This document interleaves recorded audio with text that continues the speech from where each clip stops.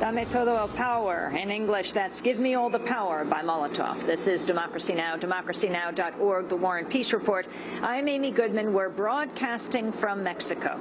Here in Cancun, WikiLeaks is also a hot topic after secret diplomatic cables published by the whistleblowing group revealed new details about how the United States manipulated last year's climate talks in Copenhagen. The Guardian newspaper reported the cables provide evidence that spying, threats, and promises of aid form part of the U.S. diplomatic offensive to shore up the controversial Copenhagen Accord. One striking example was the case of the Maldives, which was one of the fiercest critics advocating for a robust climate treaty. The cables reveal that in February, 2 months after the Copenhagen talks, the U.S. Deputy Climate Change Envoy, Jonathan Pershing, met with the European Union Climate Action Commissioner, Connie Hedegaard, in Brussels, where she told him, quote, the alliance of small island states countries could be our best allies given their need for financing. The cable showed talks between officials between the Maldives and the U.S. referring to several projects costing approximately $50 million. The Maldives has since wholeheartedly embraced the Copenhagen Accord. The cables also reveal Hedegaard and Pershing also discussed the issue of fast start funding, where the Copenhagen Accord had promised $30 billion in aid for the poorest nations hit by global warming they'd not caused.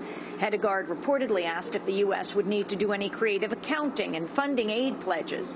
EU Climate Action Commissioner Connie Hedegaard held a news conference yesterday here in Cancun, so I had a chance to ask her about the issue.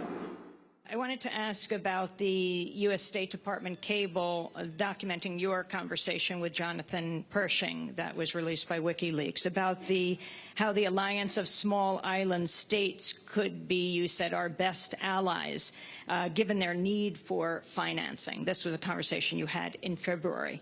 This is what's leading many to say you're talking about blackmail. So you have countries like Maldives who are fierce critics in Copenhagen turning around and signing on to the accord when they get tens of millions of dollars from the United States. You also talked about creative accounting.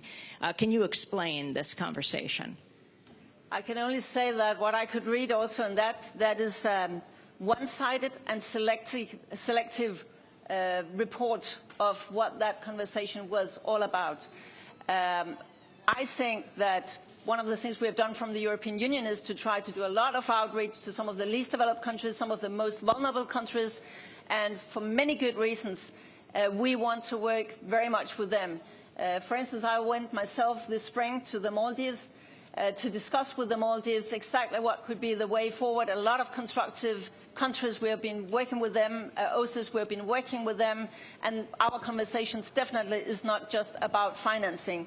I'm not going into a lot of detailed things about these WikiLeaks documents. You can imagine that there is a conversation. Some of it is sort of reported back home by the one side, but all the elements from the other side is not there, so it makes not a lot of sense to go in and argue a lot about what is in and what is not in. The fact is that we have done a lot of outreach with developing countries, the most vulnerable countries. We are delivering on our financial pledges, and we all know that this is very important also to the credibility of the developed countries here in Cancun. That's European Union Climate Action Commissioner Connie Hedegaard.